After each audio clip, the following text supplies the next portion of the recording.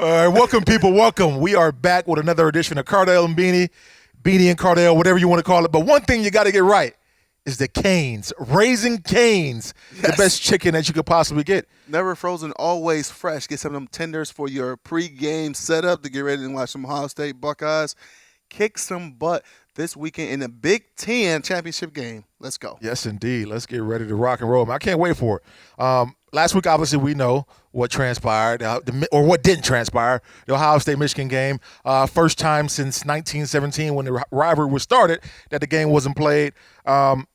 It was tough to even just watch other football games last week, wasn't it? For sure, man. And it sucks, and not to be the dead horse, man, but at this point, it's like you already was screwed out of so much stuff as a fan, especially a Buckeye fan this year with, a cancellation of two other games prior. It sucked not to have that bragging right. I'm still claiming the bragging right. That's why I got my gold pants on, and my gold pants usually stays on until the end of the year because it's that time. Well, it was that time of the year, but I'm gonna act like it still happened. I'm gonna put this a win. I'm gonna tally it win in the win column for Ohio State. Bro, 100% me too, man. It was tough to watch. We didn't know, or tough to not watch. We didn't know what was going to happen with the Big Ten officials meeting prior that day last week when we did the show, and they came to the conclusion that Ohio State still belonged to be in the Big Ten championship. Finally, they made it right. Finally, they made the right decision when it comes to Ohio State. When it comes to the overall aspect and what's good for college football. Right. No offense to any other teams in the Big Ten, especially on Ohio State's side, that could have potentially represented their side in the Big Ten championship game. But at the end of the day, Ohio State still the best team in the Big Ten by far, let alone, top team in the country. So the best teams should be able to play each other. It would have been a crime, man. It would have certainly been a crime had they not had Ohio State in that game and they would have went with somebody else. I mean, I don't know, Indiana or whoever for that matter. So I'm certainly glad they got it right. But just thinking beyond, obviously, the Big Ten championship game, Ohio State, they win this game, they'll have played 6 games. We know what the talk has been. Should Ohio State be in the college football playoff as a Big Ten champion, but only playing 6 games and winning those 6 games? You had Dabo Swinney come out and talk about it, said he doesn't think it's fair, he doesn't think it's right. And you had Florida coach Mullen talk about it. I don't even know why he doesn't say anything. They're out. They lost 2 games. Yeah, so they don't even have a say-so if it's up to me. Yeah, you guys lost 2 games and potentially on the ropes is lose another game this week in the SEC championship game versus number 1 Alabama. But at the end of the day, it's not about how many games you play. It's about who's the best 4 teams. I know Ohio State got a small sample size, and the country got a small sample size of what they potentially can do. But one thing you cannot deny, they're a top 4 team. I don't know where you rank them 1 through 4, but guess what? They in there. I agree 100%. I don't know how you can't have Ohio State in there just based off of the number of games they played. They went out and dominated everybody. Yeah, you can sit there and say in the second half some of those teams crept back in, but those were when the games were out of hand. There was no way they were going to come back and take over the reins. The closest game that we had in the second half was versus a good Indiana football team. But with that being said, man, Ohio State is certainly one of the best 4. That would be another crime if something came down this week where Ohio State wins the championship. Let's say Clemson beats Notre Dame, and then obviously those 2 are in because they're both or Notre Dame would be a 1-loss team, and they decided to put somebody else in. Who that would be, I don't know. Whether it be a 1-loss Texas A&M or somebody else out there, I think that would be egregious for them not to put Ohio State in if they won the Big Ten championship and continue to be undefeated. For sure. I don't see any scenario where Ohio State winning and not staying one of the top 4 teams in the country, because if you look at the top teams in the country, all 4 of them on display in the Big Ten championship game this year. Conference championship game with Alabama, with Clemson and Notre Dame playing each other in Ohio State. So if Ohio State wins and Clemson loses, I think Clemson is out. Or do they just swap places 3 and 4? But Clemson will be a 2-loss team as well. Yeah. Or I think you got to throw Clemson out. I mean, potentially, yeah. Potentially, you're right. If they lose, so you'll see it. Yeah, they're end-all, be-all. They're what's the quarterback? Trevor Lawrence. But I call him Sunshine. If they lose with Sunshine at the Realm, then they got to be out of there. Yeah, I can see that, but I don't see any scenario where only 2 teams are safe. I think is 1 and 2. I don't see one team losing to a top 10 Florida team and dropping all the way out the top 4. Right. And I also don't see a team losing to a team that they already beat earlier in the year with a one loss in the conference championship game, Notre Dame, going from 2 to 5 or outside the top 4. Right. So they have the safest bids this week, in my personal opinion. But all they got to do is just take care of what they can take care of this weekend versus the Wildcats, and then let everything else happen. Yeah, man. And it's a Big Ten championship game. I mean, Northwestern is a team that is a very well-coached football team. We all know Pat Fitzgerald, his long-standing history. Right. Smart guys. His long-standing history there. And they're going to come in wanting to upset Ohio State. Yeah, because they got a lot to prove. They got a lot to prove. I mean, you look at a couple of years ago when they played this game in the Big Ten championship game, and, they I think it was to go to the Rose Bowl, I think it was. Mm-hmm. And, they just came up short, and they really took Ohio State to the wire until it got a little out of hand in the fourth quarter when Haskins went completely crazy with Paris Campbell. But this is kind of like a revenge game for him, and he knows what's on the line. A lot of these players that's been in that position, a lot of these coaches have been in that position before going against Ohio State with a lot on the line. And I think they give Ohio State their best foot forward and pull out all the stunts. Yeah, I think so too. But I'm excited for this game, not only for the simple fact it's the Big Ten championship game, but when we last saw Ohio State, it was versus Michigan State. We had players out of the game, and I thought we played exceptionally well. I was real proud of the way that Trey Sermon had ran the football. He's a cat that transferred in from Oklahoma that we all anticipated kind of taking the reins over, especially with T coming off the Achilles injury. Yep. And he looked good. Yeah, for sure. And I think, when I think of big-time run performances, I think of the guys up front always. Right. And I think, all them guys, to my understanding, graded out as champion level playing that week. And they had 3 new guys playing in different positions. They had three starters out, and then 4 new guys playing in different positions on the offensive line. And for them to have that much success against a really good coach, I mean, they not having any recruits as we usually see in at Michigan State and some of the performance, but still a really good coach team when it comes to the X's and O's and the scheme. And to them to have that much success running the ball, I give all the credit to the guys up front. Yeah, I give all the credit to the guys up front. Then when Justin go out and have a 300-plus yard passing game, I give all the credit to the receivers. So you gotta get credit to the unsung heroes. Man, that was really impressive though, and that's one of the reasons why I believe that you have to put Ohio State in the college football playoff if they do win this game. For sure, they went out with 3 guys out of the offensive line, a couple of guys on defense, and without their head coach, and all of this distraction for the entire week, and went out and dominated Michigan State. For sure. Beat them start to finish bad. Yeah, for sure. And sad to say it wasn't a game. I mean, the closest part of the game when it was 0-0 with 15 minutes left in the first quarter. Right. The beginning. So, but for them to go out there and not just to toot Ohio State horn. I mean, clearly we are diehard Buckeye fans and alum and things like that. But a lot of teams has been dealing with a lot of adversity this season and having to bounce back and play. And just so happened Ohio State haven't had a slip up in a loss column, but dealing with some of this adversity. So that's why I think they're still one of the top 4 teams in the country. I mean, I can't wait to watch it all unfold. Like you talked about a little bit earlier, we get a chance to see everybody this weekend in the conference championship game that we all anticipate being in the college football playoff. So that's going to be exciting. But real quick, so let's say, because we do get a chance to see this again, let's say Notre Dame, Clemson.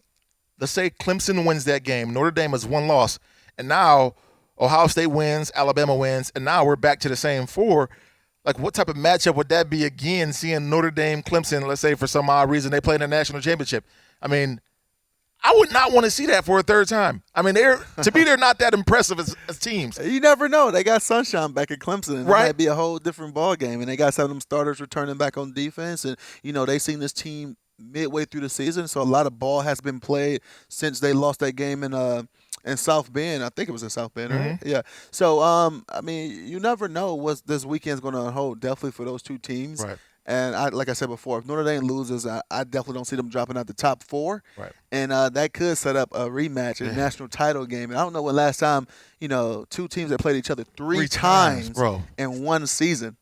That's brutal. That's NFL status. That's NFL type stuff.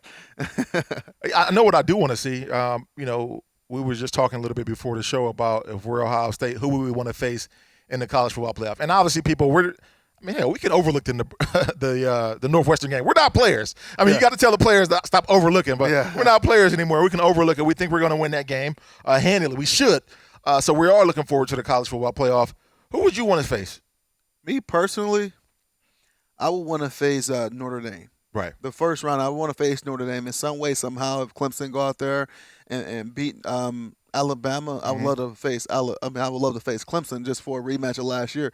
But at this point, man, all the cards are on the table. These coaches are going to have these guys ready to face whoever, and these guys are going to be hungry to face whoever.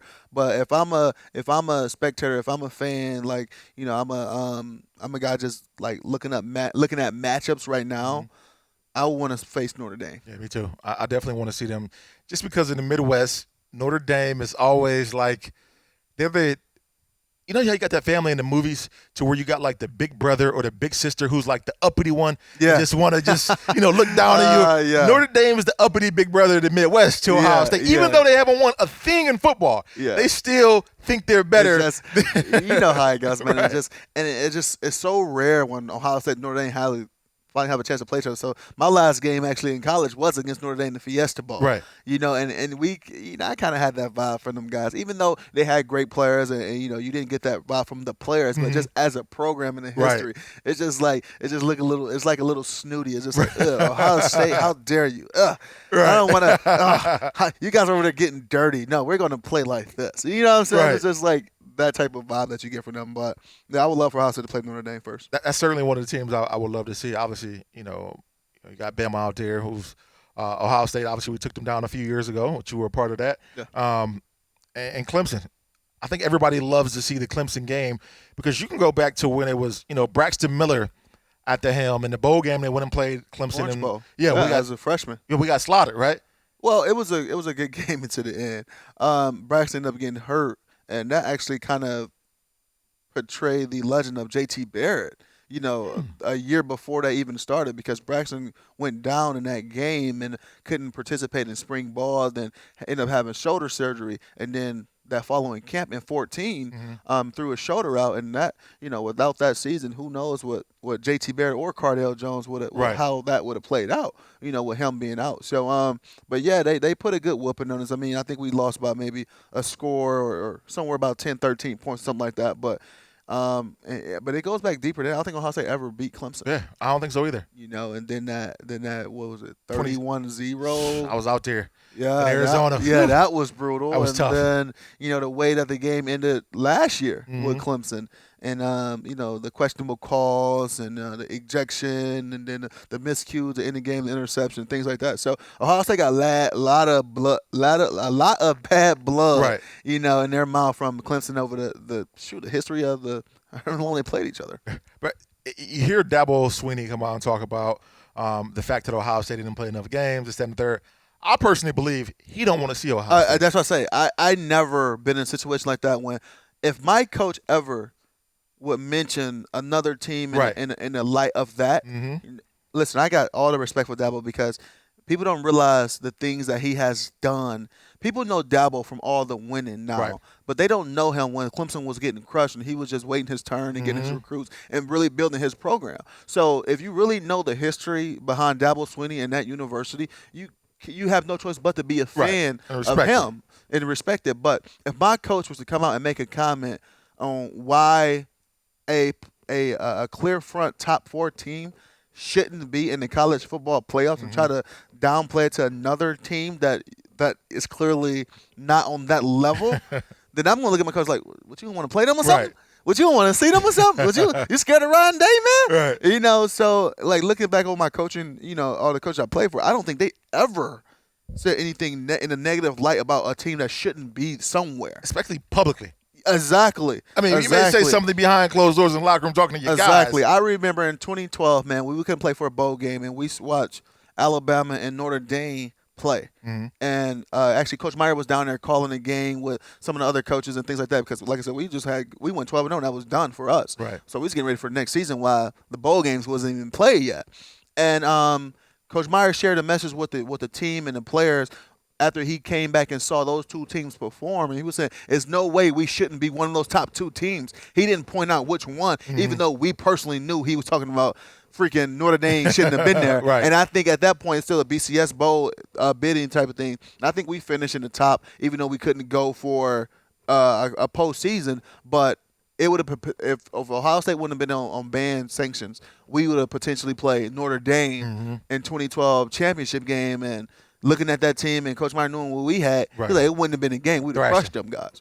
But Alabama thrashed them. So yeah, they gave them a good whooping. I think Alabama had lost one game that year, so they got in kind of by default because we couldn't go. Right. And Notre Dame was the only undefeated team, I think, and Alabama was the best one-loss team. So, but he never said like, oh man, we don't want to play this team. He just knew that we was in that position, what would have happened. But Dabo like, they don't deserve to be here. Yeah, if I got to say they won't be here, come on, man. You kind of showing your hand a little bit. I don't even know how you do that, man. How you feel comfortable doing that, especially knowing, all right, you look around the country, you know who gets the best players, you know who performs on a consistent basis. How do you even feel comfortable saying that? Yeah, man? come on, dude. Like, come on. At the end of the day, man, like you see in basketball, everybody teaming up with each other and stuff. I said, I could have never did that because I want to play against the best. Right. I want to show you I'm the best. Yep.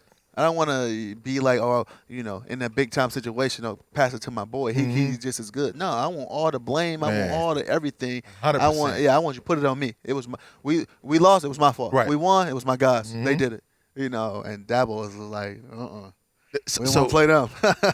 Obviously, we're talking about the college football playoff, and we can't do that without talking about Ohio State this season and some of the things that we saw that kind of make us nervous. Is there anything that you've seen that make you nervous with Ohio State going back on the national stage? And I don't want to say they're going to embarrass themselves, but that could potentially be a chink in their armor to where we could get on the national stage and kind of not look so good. I said it with every team before Ohio State in the Big Ten was playing their first couple of games because the SEC and ACC already played 3 or 4 games at this point. It's still to this day, to me personally, is defense all around the country. Yeah. I mean, everybody missed their spring ball. Everybody missed camp. Everybody missed the opportunity to really home in on the fundamentals of defense, running, tackling, things like that. And It's so funny that I'm sitting here talking about how hard it is to tackle people in the open field when I never had to make one. Right. But I know it's hard, and you can see the mishaps that's happening and the big plays is happening from not just making guys miss, but bad tackling forms, things like that. I can remember watching first couple of games in the SEC because it's the only thing that was on time. And when have me personally, I never can look back at an Alabama team and say, man, they can't tackle. Right. But I was looking at guys like, man, what are they doing? And I said that, weeks back before the Big Ten season even started when we were talking about, what you want to see in the first game, Ohio State. And that's the first thing I said was I want to see guys making sure they staying fundamentally sound when it comes to the defense side of the ball. Look at the Indiana game. Not just blown coverages and things like that. And guys getting missed beat tackles on ball. Yeah, missed tackles. Guys look like a fish out of water sometimes in open space. But you look at the Clemson game or the Clemson games, and if you really want to dissect Clemson, their weakest point is their defense. You look at, it's crazy to say that a lot of these teams have a lot of things in common, and it's on the defense side of the ball when it comes to not just making plays, but tackling the guy, getting the guy on the ground. Yeah, man. Jeff Hafley at Boston College, but he gave Clemson all they can handle too, man. So that's another one. For sure. But with that being said, defense is one of the bigger issues that I got too for this football team. Yeah. But with that being said, the fact that Ohio State will only have had 6 games versus one of those teams that played 10, 11 games. Kind of battle tested. You think that's going to play a bigger role? Or do you think 6 is enough for Ohio State to kind of find their stride? I mean, it can. I mean, it's a double-edged sword. You can look at it like this. I mean, guys going to be fresher. Right. Guys going to be definitely fresher, and that's one of the things that I take advantage of when I finally had an opportunity to play late in the season. I know this guy I'm looking at injury reports. Oh, he got a banged-up shoulder, so I'm going to try to run him over. Oh, he can't plant on that right leg. I'm going to try to go this way. Little things like that. But also, you're going to have guys that's battle-tested when you got playing them 10, 11, 12 games to this point, which you would usually play. That's going to be more ready for has seen more situations, live bullets than you. Right. I mean, think about it like Ohio State going to, let's say, you got 65, let's say 70. Let's say 50 to be easy numbers. 50 snaps in a game. And then we play 6 games. There's 300 snaps versus if an SEC team has, same 50 snaps but double-minded games. Right. He's seen way more looks. This player has seen way more looks and been in way more positions that his body is accustomed to than you. Right. So it's a double-edged sword. You can look at it as a availability, or you can look at it as being battle-tested and having an experience. Yeah, man. I think that's something that, during these coming weeks we're going to have to prepare for, whether it's, versus this week versus Northwestern, But when you got that downtime and sort of bowl practice, as we used to call it, you got to be playing. You got to be throwing everything at the defense. For sure. Everything. And I think we got the talented enough players that's going to be able to compare to the Clemsons, the Alabamas from an offensive standpoint. But they got to see a bunch of different looks because, like I said, I mean, like you said, that's one of the areas that does concern me drastically is our defense, man. We don't want to get embarrassed. Do not want to get embarrassed. No. I want to ask you too, man. I've been thinking about it. If Ohio State is going to win the national championship, you know, you always have to have that guy that is kind of an unsung hero, or not even a guy. I'm not even going to go guy. If we're going to win the national championship, what position group do you believe will be our unsung hero? I think it's going to be the front four on the defensive side of the ball. Yes. I think that only because Ohio State, we've been spoiled the last 8, 9, maybe 10 years with that one, a really good defensive line, but that one guy that you was going to know is going to go top 2, top 3 picks with the John Simons, with the Nate Williamses, with the Bosa's, with the Adolphus Washington, with the Chase Young, with the Tyquan Lewis's, the Jalen Holmes, the Sam Hubbards. Right. You know, all of these guys were dominant in their years at Ohio State. Where they was causing no chance but a double team. Right. You had to double team these guys, which made it easier for the other 3 guys, and sometimes you bring in a blitz and you get some one-on-one matchups. Well, we don't have that guy right now that you know for sure that the offensive line got to slide to. And the running back probably go chip him. Right. So, but I think the defense line is still each week is playing better as a whole, and I think they realize that they don't have that one alpha male up front that they know potentially is going to be like, okay, no matter what, he go get it in the backfield. No matter what, this 3rd and 8, he about to go get the sack. Right. You know, or it's going to open up me to get the sack because they slide the protection to him. They don't have that right now, so I think it's going to force them to collectively get better and better each week, which they are. And I think by the time the Big Ten championship game, by the time the playoff game, by the time the national championship game, I think they'll be at a point where they just roll in and continue to complement each other. Right. That has been one of the more difficult things for me, though, to watch with our defense is, having the absence of a marquee pass rusher. Yeah. And not to say that the guys don't got talent, but just for sure. on a consistent basis. Yeah, and for sure. I mean, you can say Sean Wade, but that guy back in the backfield that that they ain't throwing to the side of the field. Right.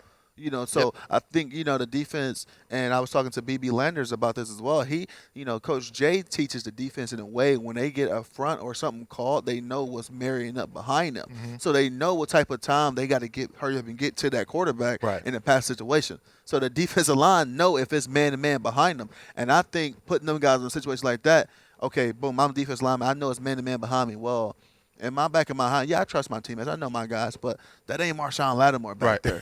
They ain't Denzel Ward yet. We got some young guys. We got some guys that's, still balling back there, but I need to go help them out, go get this quarterback a little bit. So, and having them guys having that mindset is going to just continue to let them get better as a whole. But because, like I said, we don't have that one guy that's going to be like, you know what, let's not go on this guy's side. I mean, Wade has been playing like been playing better. He's been playing better past couple of games. Yeah, I think he's been playing better. I think it's just different. It was shaky. It's just different when you out there on an island, other than being in the inside as a nickel position where you got help on the inside and outside. But on an island, you're all by yourself. And with me personally, playing quarterback, and I feel like Indiana did this to them, even though they got a really good, big, strong receiver that can, them 50-50 balls are really like 70-30 to those guys. They were going at them, and that's what I would do as well. Right.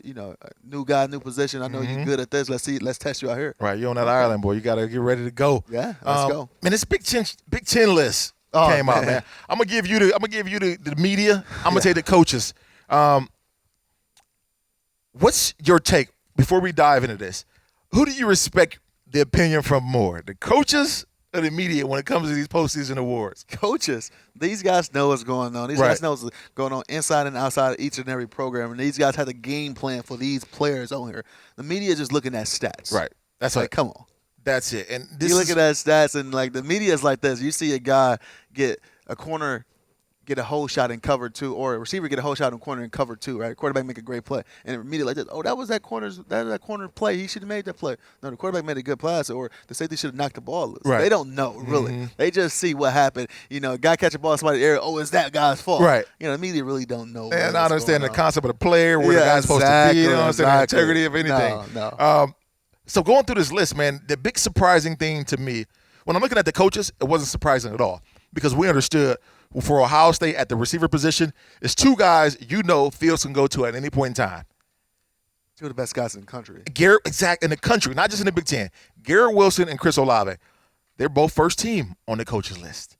Which rightfully so. Where are they on the media list? They're second team on the media list. And like I said before, the media really don't. They really don't know what they're talking about. When it comes to trying to rank players and trying to distinguish one player from another. Because this is really questionable. It is, man. Looking at this list all the way around. Yeah. Yeah. For the Buckeyes, we got Justin Fields at quarterback. This is the coaches. Justin Fields at QB. Chris Olave, Garrett Wilson at the receivers. Josh Myers at center. Wyatt Davis at guard. Thayer Munford at tackle. Those are our first team guys. You look at that list and say, okay, that makes perfectly good sense right there. Yeah. Then for the second team guys, we got Master Teague at running back. Go all the way down to Nicholas Pettit-Ferry. I can't pronounce his last name very well, but Nicholas at tackle. Yeah. Makes sense. You got a lot of your offensive linemen up there on that first and second team. Third team, we got Harry Miller. So all of our linemen in some capacity made the coaches all Big Ten list, whether it's first through third. Yeah. And on the media, it's not quite the same, and I don't understand why. Yeah, but the coaches are smart because they take the sample size of Ohio State, what they had, and they put it up to some of the things they had to do. Far as we in the beginning we did struggle running the ball. Right. It may like we struggled because we were so good at passing, so we struggled a little bit running the ball, and then just the last 2-3 games it really has been picked up. And like I said before, it's because of the big guys up front, and that reflects on that coach's list. Yeah. Not this media's list. But like I said before, they're just going to see the guy who break through the line, and run for 40-yard, 50-yard touchdown. They're not going to see that double team that, then the guard come off and work up to the linebacker or the backside guard just gap seal hinge someone. They're not going to see that. The dumbest thing in the world, too, man, I'm looking at Justin Fields. I know he was first team both on the media and the coaches, but he's highlighted in bold on the coaches. And when you're highlighted in bold, that means you're consensus. How is he not the consensus with the media when you look at him? He's the best quarterback in the Big Ten. Michael Penix Jr. was good. He got injured, but he was good. But come on, it's no comparison when you talk about him and Justin Fields. Yeah, this dude's about to be the top 3, top 5 pick. Yeah, it's no comparison. And I can see that. I don't know how many games Penix has played before he got hurt. I want to say it got to be at least 4 or 5 games. Mm-hmm. Well, you compare those 4 or 5 games to Justin 4 or 5 games, and then that's how you get your consensus. I really want to know who's the media voting for these things, bro. I think it was Will. Well, we're going to take a quick break right here, man, for Raising Cane's, man. Go get you some Cane's. We're going to take a Cane's break. I'm going to give me some of this Cane's lemonade we got over here. We'll be right back. If Raising Cane's secret cane sauce was the end zone, no one would ever lose a game. Crispy crinkle-cut fries, touchdown. Buttery Texas toast, touchdown. Hand-battered cooked-to-order chicken fingers, touchdown. Freshly made tea and lemonade, well, you get the point. Go for the win this game day with Cane's. Raising Cane's Chicken Fingers, proud sponsor of Ohio State Athletics. One love. All right, we're back from that Cane's break. Got some good, some Cane's tea and lemonade over here, man. It was pretty good, pretty tasty. Yeah, always, man. So let's go with our questions of the day for the most part. This question is coming from Beanie the Jet 2017. His question to me is, what do you see long term for Mike Hartline? Brian Hartline. I had Mike as a coach, sorry. Hartline at Ohio State. Next steps of being a co-OC. He seems like a rising star, and it's hard to keep a coaching position. For Mike, I keep saying Mike. For Brian, I definitely think of the OC and co-OC job is definitely in his future.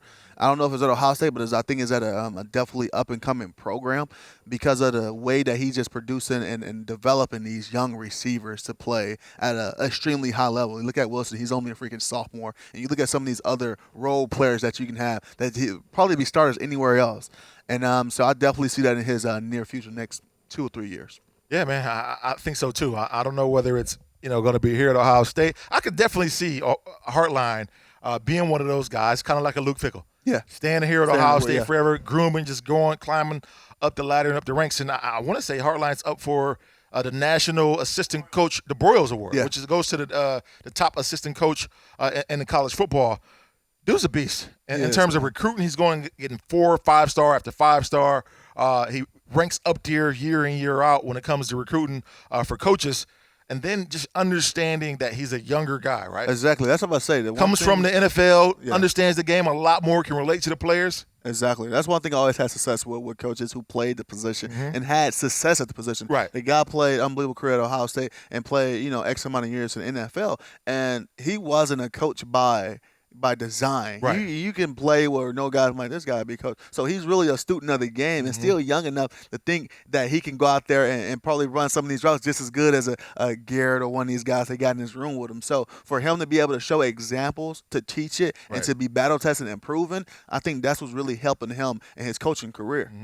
And B. Hart, man, he's a technician on the football field. I remember, man, we played him in Arizona, and I was out this game. And he was playing for the Dolphins at the time. B. Hart went crazy on us, man. He had 9 catches, 253 yards. Yeah. And I run up to him after the game. That's my boy. I've known him since we were in high school. Run up to him after the game. Hey, bro, man, you just went crazy. So what do you mean? I said, bro, you had 253 yards. His jaw dropped. Yeah. He had I want to say it was 253 or something crazy like that. Yeah. His jaw dropped. Like, bro, you're lying. I said, nah, man. That was a crazy game. But smooth dude. B. Hart, he's a fast guy, but he's not like overly fast to where he's running like a 4.3 or 4.2. Yeah.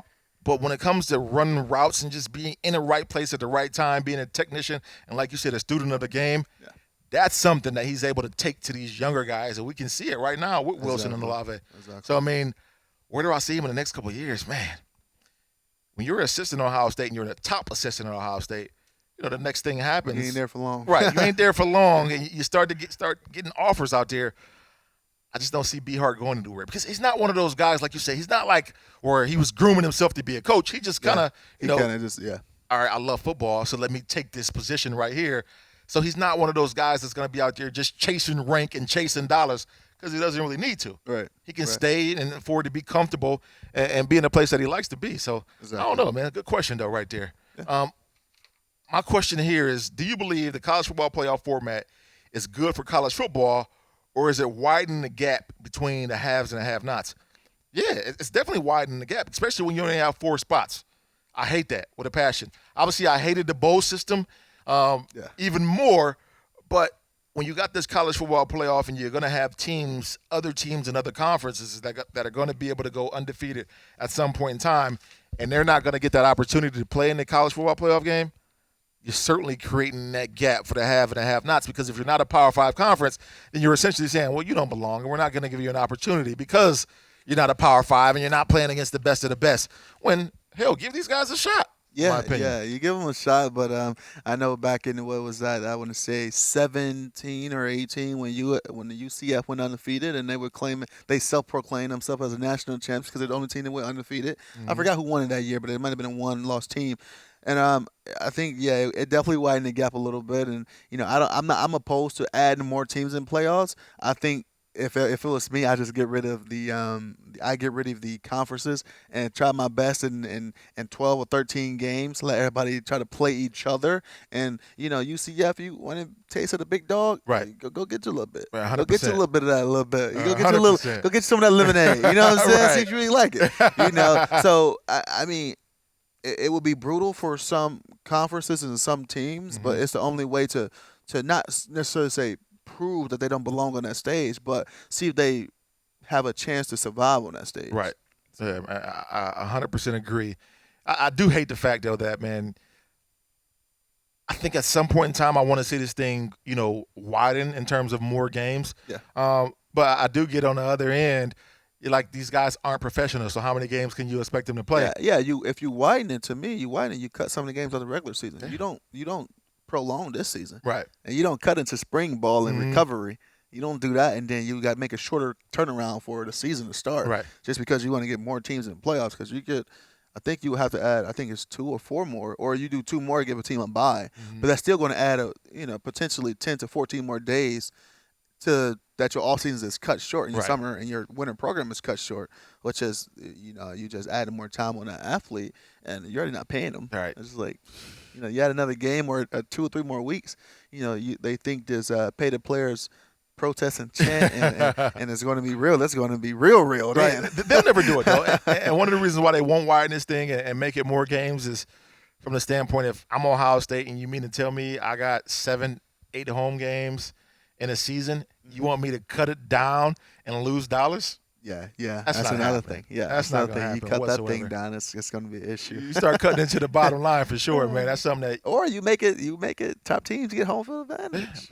That would be dope. That would be super dope. That would be so unfair to other teams. That would be so unfair. The Ohio Stadium give it sits 106 or whatever it is, and they give the visiting team 10,000 Right. tickets. Oh my God, that would be so awful. They give them 10,000 tickets here. This is what we do for away games. Huh? Here you guys go. That little block of they go out and play UCF, and you see all red and that little block of black in the stadium with their fans. You'll be like, what just happened? So obviously we got the Big Ten championship game. We're gonna hit on it real quick. What do you see? What do you envision seeing at Ohio State in this game? I got Ohio State going out there and dominating. I think Northwestern still got a bad taste in their mouth from a few years ago, but they still can't. Smart guys, good team. They still can't match up talent-wise, and how tough Ohio State program is, and how battle-tested they've been for years and years and years. I got Ohio State going out there and dominating because they feel like they need to have a staple dominating win on a big stage, and here you go this weekend. You got a score for me? I got 42-10. Oh. 42-10. I like that. I think the Buckeyes go out and dominate. I think Northwestern does make it a little bit tough in the beginning, the first quarter and a half. But I think Ohio State wins. I think we score 48 points. I'm going to go 48-10. I think we try to make a statement to the rest of the college football committee that we're here to stay and we are one of the best teams. Sure. Before we get out of here, man, we got to talk about Monday night. Got to talk about Monday night. I got to talk about my Browns. I was devastated about what transpired last night. I thought Baker Mayfield looked good. Had that one throw that was like, bro, that was a bonehead throw, and that's typical. You expect him to have at least one of those a game. Yeah. His happened to be the interception that got him down to the goal line to where they score. That doesn't happen. We're winning the game. But nonetheless, I was proud of the Browns. I thought we ran the ball extremely well. But then you got this kid, Lamar Jackson, who pulls a straight-up Paul Pierce on us. And I was like, golly, what the hell is this? He had to go get the secret sauce from Bro, the that's locker exactly room, what he did, man. He got the secret sauce, man. Yeah, secret sauce. He got to go get the Kang sauce from the locker room. That's what he did. They ain't got no Kangs in Baltimore. And then somebody, you know what it was? He had a buddy down here in Columbus somewhere or Cleveland. They got a couple of Kangs up there in Cleveland now. Hey, man, we got your order. Right. And he ran to the locker room, dipped a couple of them chicken tenders in that Kang sauce, and came back out there, man. He had to hit the toilet, too, they said. They claim he had to poop, too. So something was going on. But, man, what was your take on the Browns, man? I think it was a good game. I think this team is a really good team, and they starting to gel at the right time of the year. Right. Up in Northeast Ohio in this part, especially in their division, you got better run the ball this late. You got better run the ball this late in the season, and they proved that. I don't know what happened to Baltimore defense the last couple of weeks. I think they're dealing with some COVID issues and some injuries. But you're not used to seeing a team run like that and have that much success on a historical program like Baltimore. But I think they continue to make the right moves in the right direction, trying to get this team playoff ready and to make a run. I'm excited, man. I'm excited for my Browns. I think we'll make a run in the playoffs. That's it, man. That's my 2 cents for the show, man. It's a wrap, man. I appreciate you guys tuning in, and go to Cane's, man. Get some of that great food. Always.